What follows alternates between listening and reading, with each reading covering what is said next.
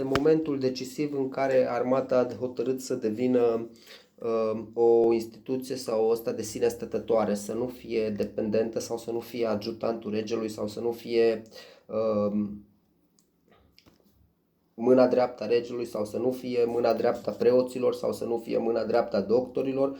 Cred că ăsta este unul dintre momentele și cred că una dintre frazele cheie care pot să exemplifice frumusețea prezentă și actuală a armatei, dar să nu... Bine, eu mai tot spun câte o vorbă despre armată pentru că am avut un tată care a fost militar de carieră și n-am știut să-l apreciez cu adevărat la timpul potrivit. Și problema este că și asta e o problemă, faptul că am spus treaba asta, deoarece o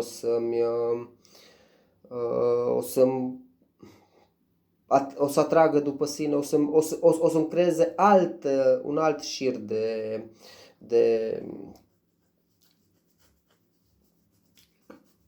nu știu cum să le numesc, nu o să le spun probleme, un alt șir de neplăceri, cred că e cea mai potrivită expresie pe care o găsesc în momentul ăsta.